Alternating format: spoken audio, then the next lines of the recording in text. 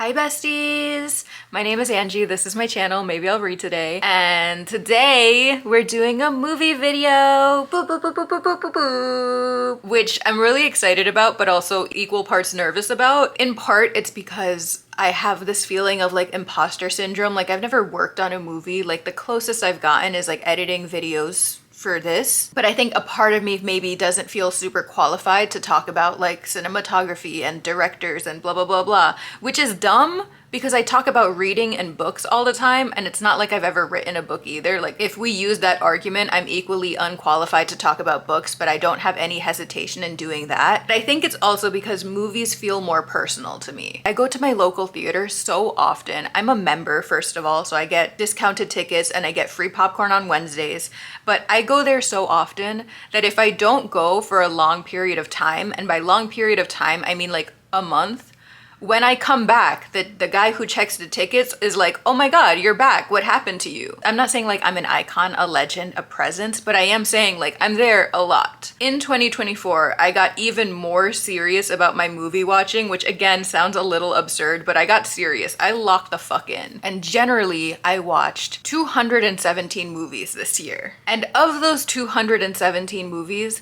61 of them were 2024 releases. So what we're doing here today is ranking all of the movies that I watched that came out in 2024. I have been kind of logistically freaking out about this video because I didn't know how I was gonna do it. Originally, I was just going to like talk about each movie, and I tried doing that yesterday, and after 40 minutes of nonstop talking, I only made it through 10 movies, and I was like, this is not possible. So we're trying something different. I haven't tested this out. I don't know if it's gonna work out, but we're gonna do one of those tier ranking things, and that way we can just breeze through all of these. I'm gonna make myself really small, and I'm gonna put myself in one of these corners in whatever aesthetically makes the most sense, and then we can get started.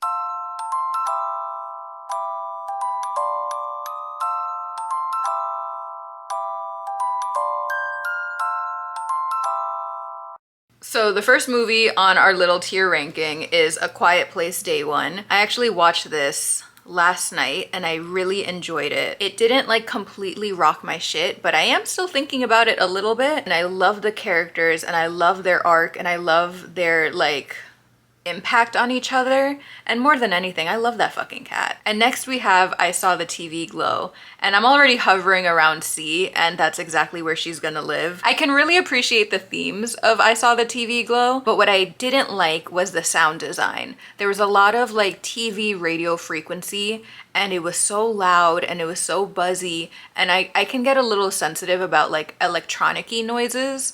And so by the end of it, I just didn't really want to be there anymore. So while I can appreciate the themes and I can appreciate the art, and that would mean it's a B movie, I think it's gonna stay in C because I truly have no intention of rewatching it because it was just like painful for the ears. The next movie, Immaculate, is going straight to B. Perfectly good horror nun movie. And on a similar note, I'm gonna put The First Omen in B. And the real reason these two are joined together is not because they're the same movie, even though they are technically the same movie, but more because I kind of watched them within a week of each other, and I can't really distinguish the two movies from each other. But I do remember both of them being very beautiful and very fun, and I enjoyed myself both times, I'm sure. Lisa Frankenstein is going into S tier, and she's going to be joined by Monkey Man. We've talked about these movies in a previous video, I'm sure. Lisa Frankenstein was made for me. It's an 80s horror romance comedy.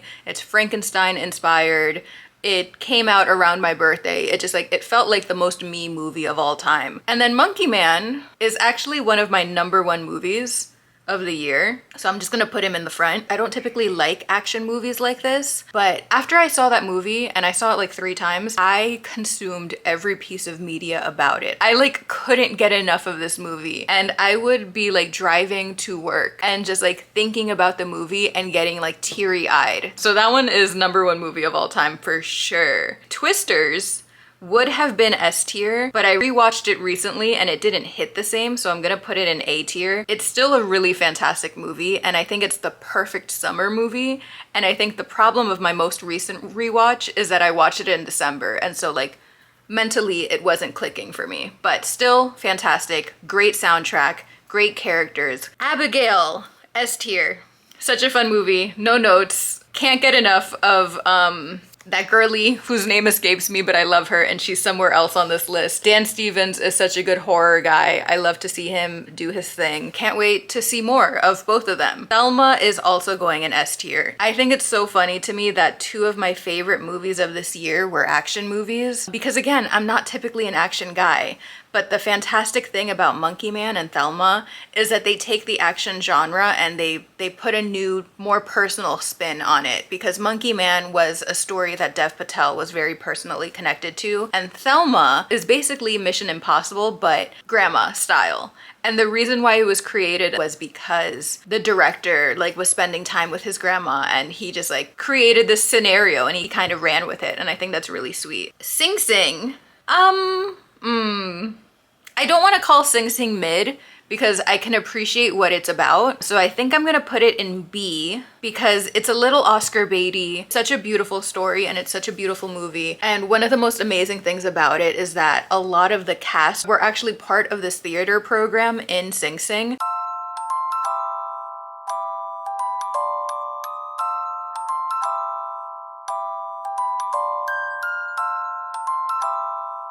I don't think I'm ever gonna rewatch it, but I can appreciate its significance and I hope it brings more conversation to how life is when you're incarcerated and how that needs to be improved and ultimately abolished. Long Legs is our next movie and I'm gonna put it in B tier as well. That is a movie that I think I need to rewatch. I think I was so confused for several reasons, but mostly because the marketing of this movie was so much more than what it was. And I'm not saying that this movie wasn't effective and I'm not saying this movie wasn't scary, but I am saying it's very understated in a way that the marketing wasn't.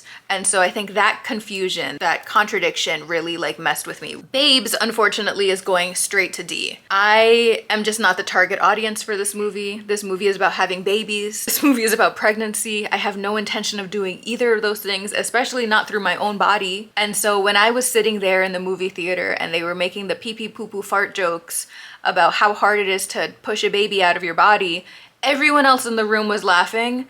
And I was just like, oh, this feels like a horror movie to me and I hate it and I don't want to be here. Fall Guy is going to the C tier.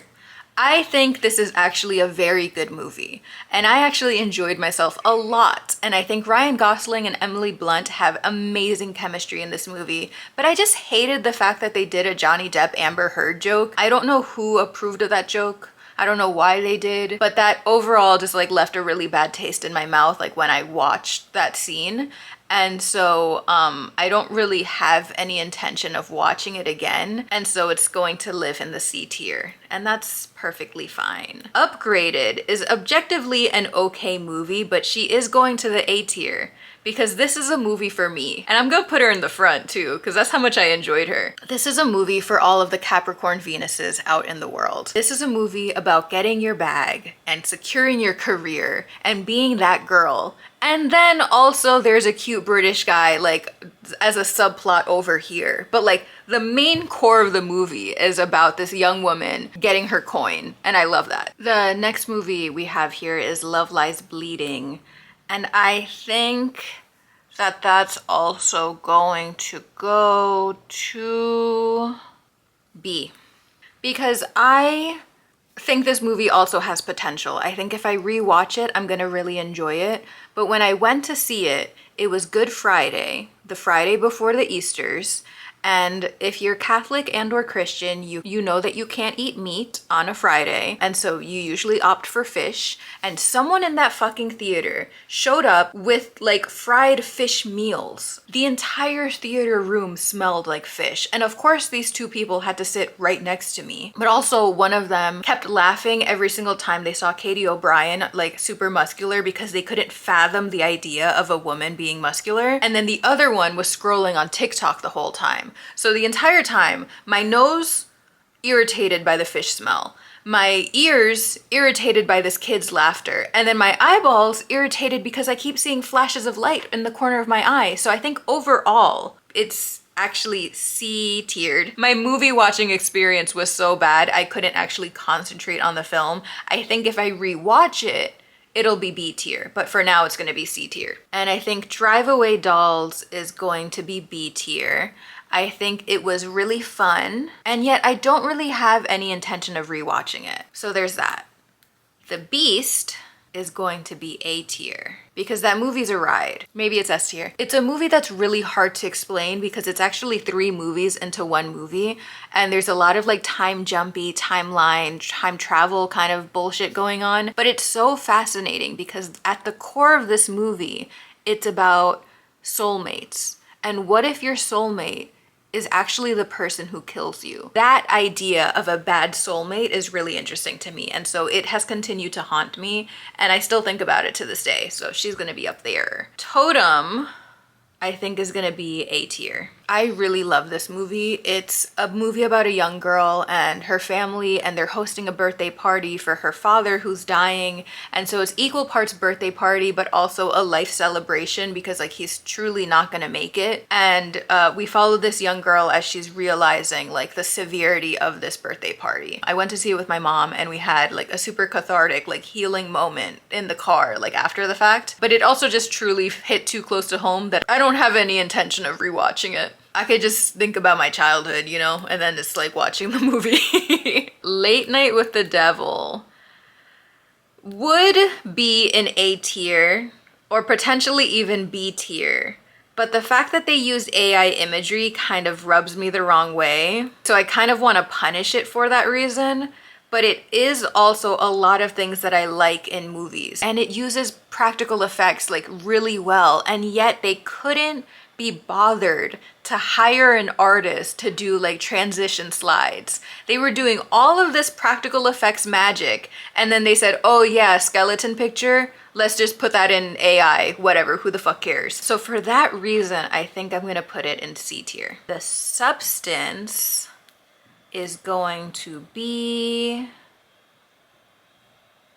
S tier. I really enjoyed it. The first time I watched it, I felt pretty okay about it. And then the second time I watched it, I was like, no, this is art and I love it. Next movie is His Three Daughters. I'm gonna just throw her in C tier. She's like a perfectly good movie about 3 sisters dealing with their dead dad. And it's exactly what you think it's going to be. Like there's no like hidden twist, there's no added layers. It is exactly what it says it's going to be. Women of the Hour, I really didn't enjoy, so I'm gonna put it in D tier. I don't think I was the target audience for this. I don't generally care for true crime, and I also just don't generally care for Anna Kendrick. I don't think she's the strongest actor in the world, and I think she plays the same character of a lot. You could chalk it up to being typecasted, but then she created this character for herself, and it was the same character where she's like smart and quirky and not like other girls. And so that was kind of boring to me. Anora, I'm gonna leave at B tier. I feel a little conflicted about it because I had super high expectations for Anora. I thought she was going to be the movie for me. And in a lot of ways, she still is. Like Sean Baker does a really great job of tackling the American dream in every single movie that he does. But I didn't love the fact that they didn't have intimacy coordinators, and I didn't love their reasoning for it either. I think if I was to rank this on Mikey Madison's performance alone, A tier, right? But given everything else that I didn't super love about the movie, I'm gonna bring it down to B. Maybe even C, but I'll leave her at B for now. Blitz is great. It's about a woman who sends her kid to the countryside during World War II to protect him from the German air raids, and he jumps out of the train and he goes on this journey to get back home, and it hits exactly every single mark that you think it's going to hit that's going to trigger some tears, and it's effective in that way because I did cry throughout the entirety of this movie. But it also wasn't like new. You know, like you could tell that this movie was like formulaic in a lot of ways. The next movie is Your Monster. She's going straight to S tier. She's the best movie of all time. It's starring the same girlie that I mentioned before, putting up her name again. And it's this really great like horror romantic comedy between her and the monster that lives in her closet. It's also about her channeling her anger. and being okay with negative feelings. And it was just like so funny and so good and so stupid. There's this one scene where she's like talking to the monster and they're like, okay, good night. And then the camera zooms out and instead of being in bed with her, he's under the bed because he's a monster that lives under the bed. I was like, this is genius. I loved it so much. The next movie is Heretic. We're gonna put that up in A tier. This is one of the movies that I was super excited for all year and it truly delivered except for the last 5 minutes. I wish the ending was a little bit more ambiguous, but everything about it was perfect. What a fun time just dissecting religion and everything about it. The next movie is Oddity. I'm gonna put her in C tier. She's another movie that's perfectly a movie. I couldn't even really tell you what happens in that movie, just that I know that it was a movie. But Smile 2 is gonna be up in A tier. Another practical effects movie. We love to see it. And more than anything, we love that it tackled the complexities of fame and the complexities of being a celebrity. You have to put on this persona and you have to have this smile, but behind closed doors, you're dealing with a whole bunch of other shit and trauma. And I think it just really tackled that in a really good way. We're gonna put Conclave right in the middle of his two sisters. I thought Conclave was so much fun. I love the drama of it all. And I loved the ending. I thought that was fantastic. But am I gonna rewatch it and has it haunted me since? Not really. So it's gonna be right in between his sisters. A Complete Unknown. See, because I'm conflicted because did I think the movie was good? No. But I also didn't think it was bad, but it was like another one of those movies that are perfectly a movie.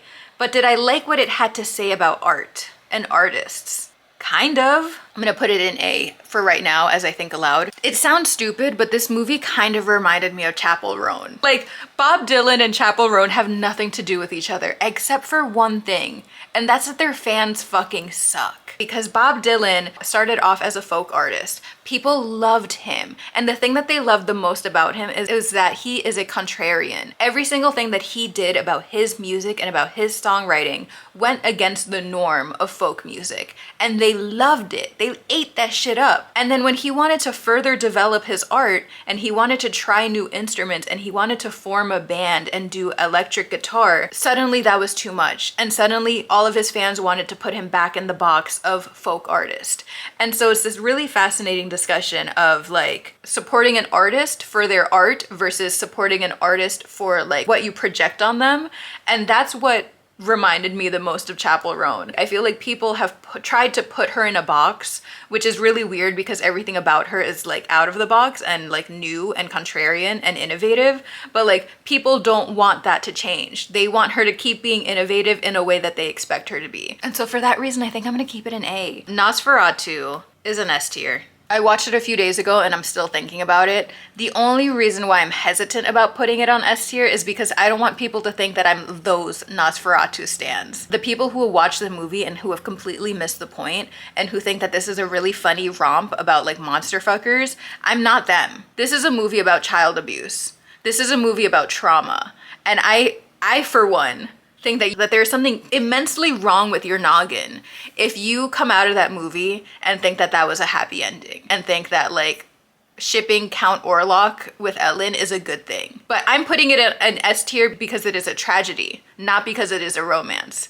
And I just want to make that clear. I have taste and I have critical thinking skills. Really quick, Bike Riders is in C. There's not a lot to say about Bike Riders. It's another movie that's exactly what you think it's going to be. Challengers is going all the way to S tier and she's going in the front. I love Challengers. This is a movie where you can walk out of it and be like, this is a fucked up throuple and I can't get enough of it. This is a movie where you can celebrate the toxicity of each relationship. And this is also a movie with a great soundtrack that I still listen to, with a great cast, with great chemistry. We just loved everything about it. The next movie is Idea of You, and she's going right straight to D.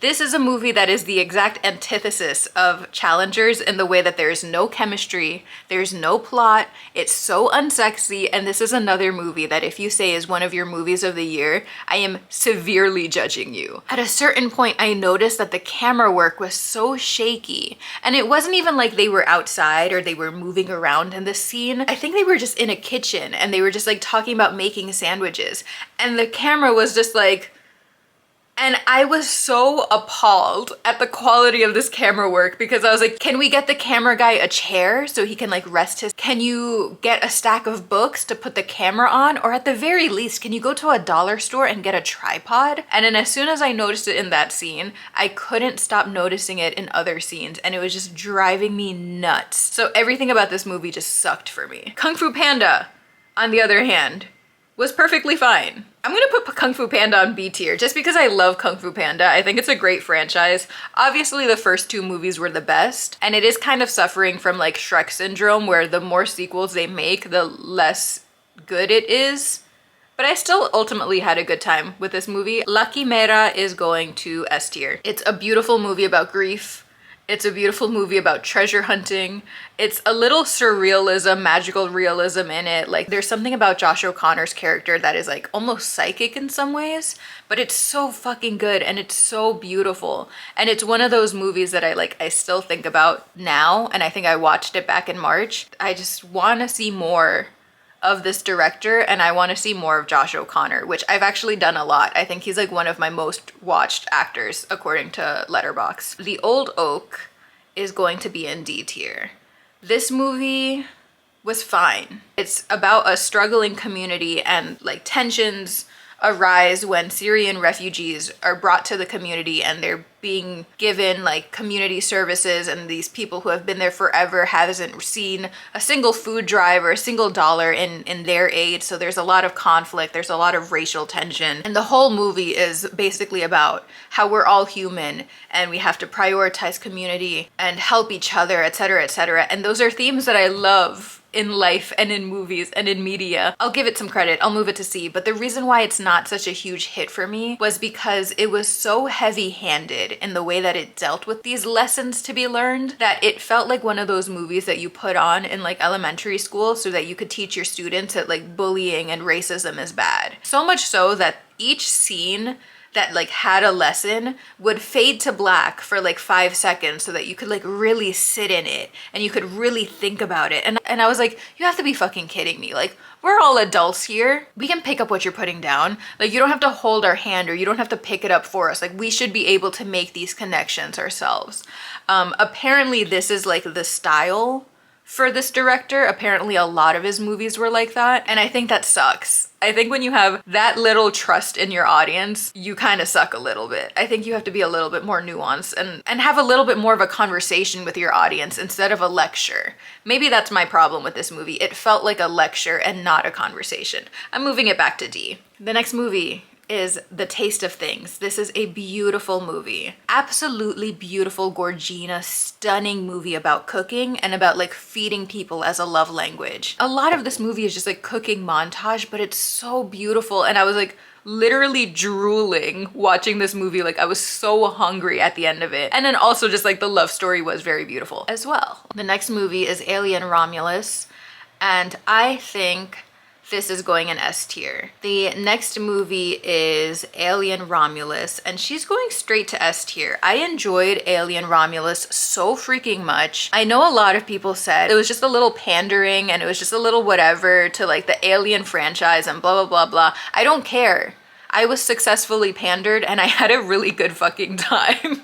I hated the Splice Baby making an appearance, but by hated, I mean I loved it. It was disgusting, it was horrific, it was everything I wanted. The next movie is Trap, and that's going in A tier. I loved this movie. I thought it was so fun. Just following this guy and watching him try to be as normal as possible while coming off as the most not normal guy in the world. I could watch it for hours, to be honest. Tuesday, on the other hand, is going straight to D. This was a waste of time. This was a waste of resources. This was just objectively a stupid, bad movie. This is a movie about a mother-daughter. The daughter is dying and death comes for her, and death is a CGI parrot. It was just like so ugly. I don't think Julia Louis-Dreyfus is a good drama actor. I think she should really just stick to comedy because she really didn't know what she was doing in this movie. I went to see this as part of like my local theater's like preview club, and I kid you not, 20 minutes into the movie, like half of the theater walked out because it was that bad. I stuck around because I was like, maybe there's something here, but I should have followed suit. Like it was just such a waste of time. Tarot was also pretty bad. but I had fun. But it was bad. But it was funny, but it wasn't supposed to be funny. But I did like it more than Bike Riders. So I'm gonna put it right there. Blink Twice is a B tier movie. Or is it an A tier? See, this is when things start getting a little hard. I really enjoyed it. I thought it was really good.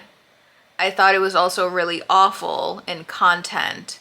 And while I do want to rewatch it because I feel like there's going to be subtle like foreshadowing notes that I missed, I'm also scared of rewatching it because it was kind of intense. And so I think I'm going to put it in B tier, but all the way in the front. And Outrun is also going to be in B tier all the way in the front. Outrun was great. It's a really subtle, understated movie about addiction, and Saoirse Ronan just is incredible in it. And the soundtrack is also very good. Good One is a perfect movie that is a movie. It follows a young girl who goes on a camping trip with her father and his best friend, and it is as uncomfortable and as awkward and as tense as you think it is. And it's this really icky feeling that you feel when you realize you are no longer a girl to them, like they see you as something to be desired. And so that icky feeling was very icky, and I don't want to watch it again, but it was pretty good. So maybe I'll put it in front of Kung Fu Panda. That feels right to me. Vampire Seeking Consenting Suicidal Person was so delightful. I'm putting that in A tier. It's about this vampire. She doesn't like the idea of drinking blood from a person, and she doesn't like the idea of killing them. And so her solution is to find a person who's suicidal, and so they're kind of like benefiting from each other. The only problem is that she starts to fall for this guy, and so now she can't go through with it because she doesn't want him to die. We'll rewatch again for sure. I think I am gonna move Blink Twice to A. No. It can stay down here. Emilia Perez was perfectly a movie, and she's gonna go right there. I do think she was better than Bike Riders, but I don't think she was super strong to begin with. And Night Bitch is gonna be in C as well. I think Amy Adams is a treasure, and I think she's an icon, and I think she's so talented. But this is another movie about motherhood, and so it just felt like a movie to me, and I can appreciate the nuances and the complexities that come with motherhood. But I could tell when I was watching it that it wasn't hitting me the way it was supposed to in comparison to everyone else in the room who like actually has experience with motherhood and who can relate more to that. So it just wasn't really for me, but it was better than all of these D tiers, so she's going at the end of C tier. The Last Showgirl was so good, I'm putting her in B tier. Actually, okay, let me walk back a little bit. The Last Showgirl is kind of okay, objectively. The pacing can get a little choppy. The script was a little whatever. A lot of it felt like B-roll footage, but the star of this movie was Pamela Anderson. She was so incredible, and the fact that she could give so much in a script that kind of gave so little was really great. Also, technically this movie comes out in 2025. I saw a preview screening of it because my local theater is amazing, and in that preview screening, they had actually invited Pamela Anderson and the director and the writer to do a Q&A. And just hearing Pamela Anderson talk about this movie and what this role meant for her was so beautiful and so incredible, and I'm such a huge fan of her. I think she's so neat and cool and smart, and I just want to hear her talk forever. For that reason, for Miss Pammy A, it's gonna be B tier. Something that is not so beautiful is Terrifier. I never in my life thought I was gonna dabble in the Terrifier movies. I have no interest in killer clowns, but they got me, and I watched Terrifier 3 for Christmas. And I hate the movie and everything it stands for, but I can appreciate the practical effects that this movie has. If you watch a behind the scenes and then you watch the actual movie, like, it's incredible. It looks so real and so gross, but it's not CGI, it's not added in post, it's all happening in real time. Beautiful art. Art, the clown, some would say. However, hate the plot, hate the clown, hate everything it stands for.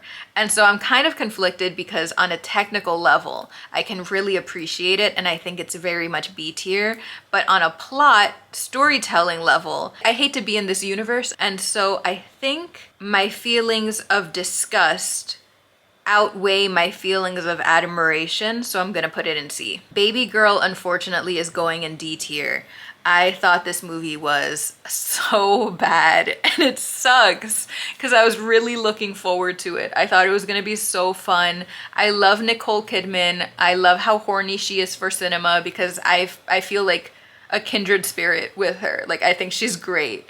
But this movie was not. The script was awkward. The chemistry wasn't super fully there. And more than anything, it just, like, the pacing was weird and it just felt like it was out of order. I spent half of the movie, like, rearranging the movie in my head because they should have talked about their power dynamic and safe words in the beginning, but that didn't happen until an hour into the movie. Despicable Me 4 is perfectly a movie, and so I'm gonna stick it here. And Hitman is a very good movie, but it wasn't as good the second time that I watched it, so I think I'm just gonna leave it at B. Robot Dreams is very Oscar baity, so she's going straight to B. There's not a lot to say about it. It's like a silent movie about a dog and his robot. The dog and the robot get separated, and the robot is stranded at the beach, and so we spend most of the movie in his dreams, where he is imagining what it would be like to reunite with his best friend, and that was kind of devastating. The Dead Don't Hurt is a Western in every way that a Western could be.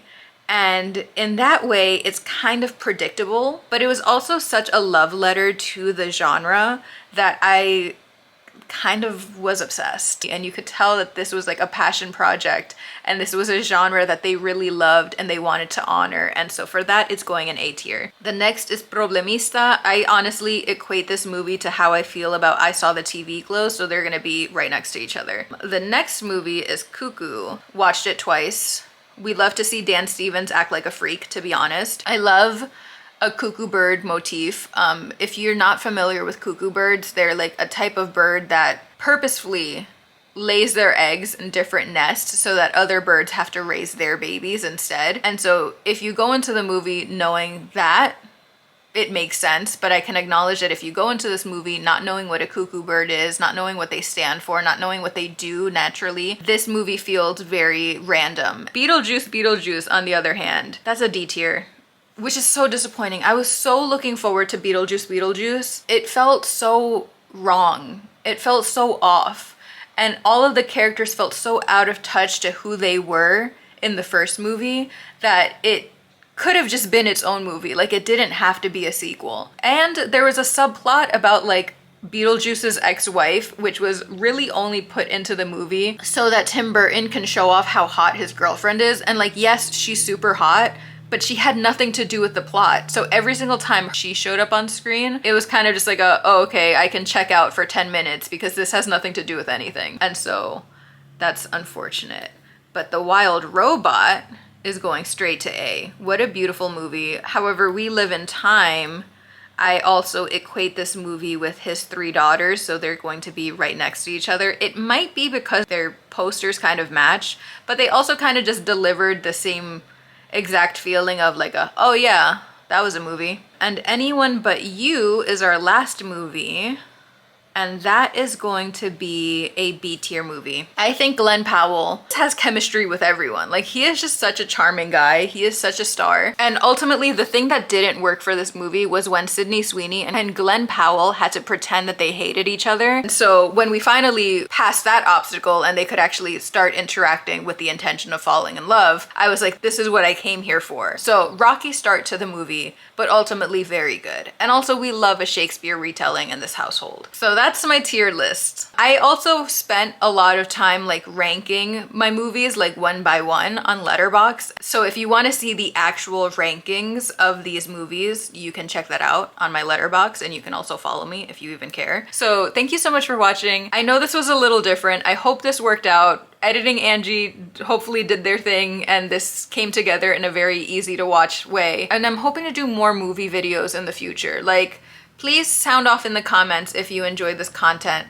I have like Tinkerbell levels of self-esteem when it comes to talking about movies, so I need that like clap if you believe bullshit to happen to make me feel good. Thank you so much for watching this video. I hope you enjoyed it. I hope you have a great day, and I will see you in the next one, where we will hopefully be talking more confidently about the movies that we love. Bye!